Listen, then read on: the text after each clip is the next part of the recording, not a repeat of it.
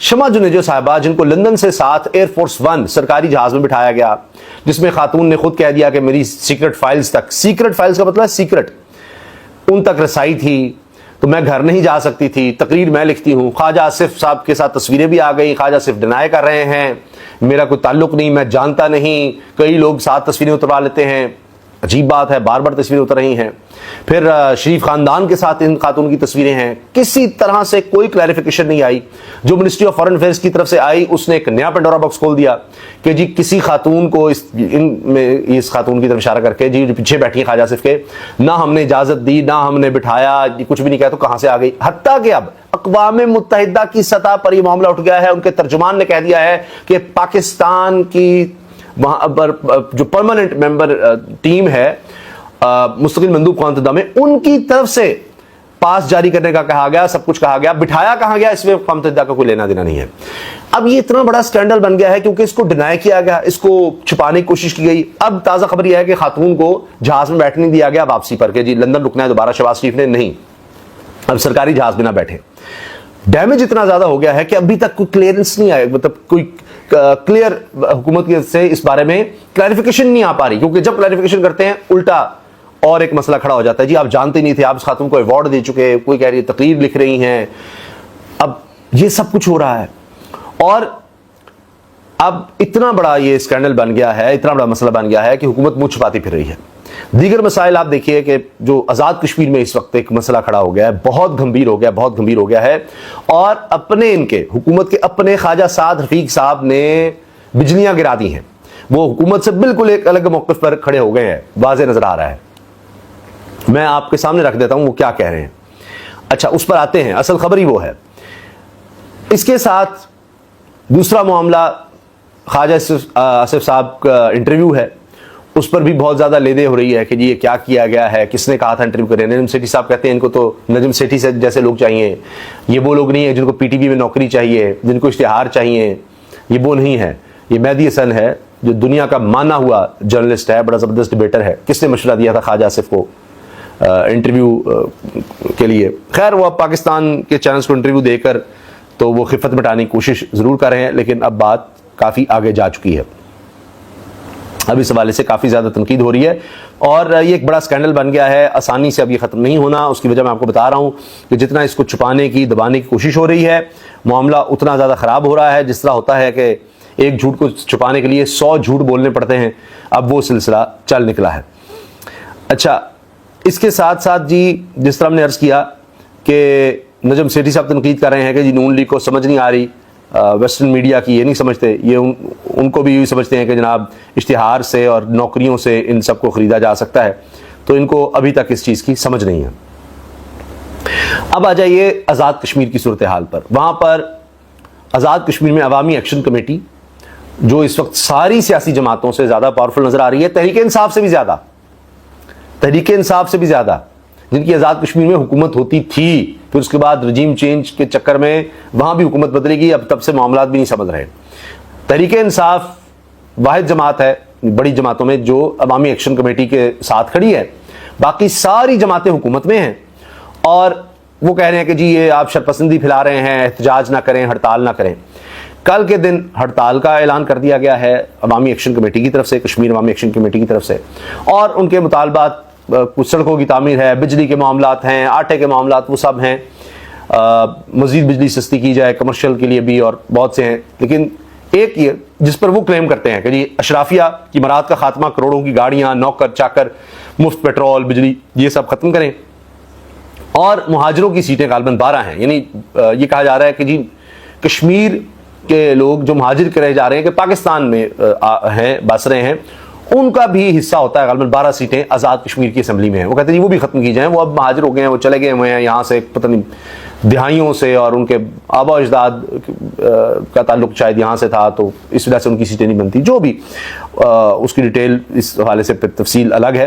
تو اب یہ مطالبات ہیں جہاں پر ڈیڈ لاک ہوا اور کہانی ختم ہو گئی۔ گرفتاریاں بھی ہیں، ابھی سے ہڑتال سے پہلے ہی سڑکیں بھی بند کی گئیں، وہاں پر سیکورٹی نافذ کرنے والے اداروں کی بڑی تعداد بلوائی گئی ہے، پولیس کی نفری بڑھائی گئی ہے، فلیگ مارچ کیے گئے ہیں، لیکن لوگوں نے نعرے لگانے شروع کر دیے وہاں پر ان کو دیکھ کر، اور اب صورتحال بڑی گمبھیر ہو رہی ہے۔ उम्मीद तो यही है कि मामला फाहम तफहीम से हल हो जाए, लेकिन अभी ऐसा कुछ नहीं हुआ। जितने भी मुज़ाकरात के दौर हुए हैं नाकाम हुए हैं। कुछ गिरफ्तारियों की इतलात हैं, उसके बाद लोग और मुश्तिल हो गए हैं, वो कहते हैं जी ये तो अब हम होने नहीं देंगे। कुछ सड़कें बंद उन्होंने की हैं। इतवार के दिन कहा जा रहा है कि दुकानें खोलने का ताजरों ने कह दिया ताकि कल शटडाउन है तो लोगों के लिए कोई मसाइल पैदा ना हो। अब ख्वाजा साद रफीक साहब इस सारे मामले पर क्या कह रहे हैं? वो कहते हैं कि जी बदकिस्मती से डेडलॉक पैदा हो गया है। अब इन्हीं को सुन ले क्या कह रहे हैं। बाकी तो नून लीग खामोश नजर आएगी, हुकूमत खामोश नजर आएगी। ख्वाजा साद रफीक कह रहे हैं आवाज़े दुरूं, आज़ाद जम्मू कश्मीर में जारी बेचैनी के अवामिल का दुरुस्त तज्जिया और इसका देर पा हल तलाश करना लाजिम है। बहरहाल ये हालात एक दो बरस में पैदा नहीं हुए, दिहाइयों की बदइंतजामी, मुदाखलत, नाअहली और कोताह नजरी ने ये दिन दिखाए हैं। ख्वाजा साद रफीक साहब आगे लिखते हैं हर बात की सारी जिम्मेदारी जारियत पसंद पड़ोसी पर डालकर बरीजुमा नहीं हुआ जा सकता। अगर बैरूनी मुदाखलत हो रही है तो हमें पहले ही इसका इदराक क्यों नहीं था? इस मुदाखलत की रोकथाम की बजाय इसे रास्ता देने के हालात क्यों पैदा हुए हैं, क्यों होने दिए गए? कश्मीर जैसे हसास खित्ते को बकिया पाकिस्तान की मानद छेड़छाड़ और नित नए तजर्बात से दूर क्यों नहीं रखा गया? अब इसका मतलब ख्वाजा साद रफीक साहब मानते हैं कि पूरे पाकिस्तान में ही नए नए तजर्बात छेड़छाड़ की गई है, की जा रही है, और कहनी कश्मीर को क्यों नहीं दूर रखा गया। ये अपने हुकूमत के बंदे बोल रहे हैं और हुकूमत में कोई नहीं बात कर रहा। ख्वाजा साद रफीक साहब बिल्कुल ही और बात कर रहे हैं। पाकिस्तानी और कश्मीर कॉज का अजली दुश्मन हमारे बाहमी इंतशार का फायदा क्यों नहीं उठाएगा? सियासी निज़ाम और सियासी जमातों को कमजोर करके रियासत चलाने का नतीजा अब खुलकर सामने आ रहा है। बजाय खुद सियासी जमातें और आला क़यादतें भी बरीज़िम्मा नहीं हो सकती, जो मौका मिलने पर गैर मौसर, बदउनवान, नाअहल और मदहोश अफराद को खित्ते की क़यादत के लिए आगे करते हैं। सियासी धड़ेबंदी, खींचातानी, एक दूसरे को नीचा दिखाते दिखाते अब मामला हाथों से निकलकर गलियों में पहुंच चुका है। अवामी मकबूलियत का चस्का भी लोगों से नाकाबिल तसव्वुर कदम उठवाता है और बाज खोखले लोग निजात दहिंदा का रूप धार लेते हैं, लेकिन हकीकत सामने आने तक बड़ा नुकसान हो चुका होता है। बेहतरीन रास्ता यह है कि विफाक आज़ाद जम्मू कश्मीर के आइंदा इंतखाबात कुल्ली तौर पर शफाफ करवाए जाने की जमानत दे। यानी शफाफ इंतखाबात अब पाकिस्तान की तरह आज़ाद कश्मीर में नहीं हुए, ये भी ख्वाजा साद रफीक साहब कह रहे हैं। किसी भी मुदाखलत के इम्कानात खत्म किए जाएं, तमाम सियासी जमातों को काम करने की आज़ादी दी जाए। एक्शन कमेटी के अरकान अपने प्लेटफॉर्म से या अपनी पसंदीदा सियासी जमात के प्लेटफॉर्म से इंतखाबात में हिस्सा लें। यानी उनको दावत दे रहे हैं कि आप भी आ जाएं सियासत में, जो एहतजाज कर रही है एक्शन कमेटी, और वोट की ताकत से काबिल अमल मतलूबा तब्दीलियां या इस्लाहात लेकर आएं। किसी को कोई एतराज होगा ना कोई झगड़ा बनेगा। घिराव जलाओ, मार धाड़, धमकियों, लॉकडाउन और नाकाबंदी के जरिए मुतालबात मनवाने का चलन मामला को किसी और तरफ ले जाएगा। फरीकैन सूरत हाल को मजीद पेचीदा ना होने दें। इसका फायदा बैरूनी कुव्वतें उठाएंगी। मकबूजा जम्मू कश्मीर में तहरीक आज़ादी को किसी तौर नुकसान नहीं पहुंचना चाहिए और ना इस बार कश्मीरियों की अददी बर्तरी में कोई कमी आनी चाहिए। पाकिस्तान से कश्मीरियों का रिश्ता कमजोर है, ना ही कच्चे धागे से बना है। यह आग और खून के दरिया उबूर करके बना है। यह दीन इस्लाम, कल्चर, तारीख, तिजारत और खानदानी रिश्तों नातों के रस्सों से बंधा हुआ है। इसे तोड़ने या हमें एक दूसरे से अलहदा करने की कोई भी पोशीदा या एलानिया तरीक कामयाब नहीं होगी। अगर आप बाकी इस्लाह चाहते हैं तो मुकालमा करें, बार बार करें और पुरअमन हल निकालें। नोट: हर किसी को दलील के साथ हमारे नुक्ता नजर से इत्तेफाक या इख्तिलाफ का हासिल है। इस मसले का हल मुसलसल मुकालमे के जरिए ही मुमकिन है। फिर ख्वाजा साद रफीक साहब ने दोबारा इस पर तवील एक ट्वीट की है, मैं उसका सिर्फ आपके सामने एक खुलासा रख देता हूँ। कहते हैं जी आज़ाद जम्मू कश्मीर की सूरत हाल बदकिस्मती से हुकूमती मुजाहिरीन के माबैन मुज़ाकरात में डेडलॉक पैदा हो चुका है और अब ये 29 सितंबर का एहतजाज किसी तरह से कम अज़ कम करवाया जाए, मुतालबात कुछ तकसीम किए जाएँ, फिर बात आगे बढ़ाई जाए, कुछ तो करें। तो अब ख्वाजा साद रफीक साहब को तो आगे नहीं किया गया, अमीर मकाम और तारिक फैसल चौधरी को शहबाज शरीफ ने भेजा था, वो नाकाम हो गए हैं। अब मामला ख़राब से ख़राब तर होता नज़र आ रहा है।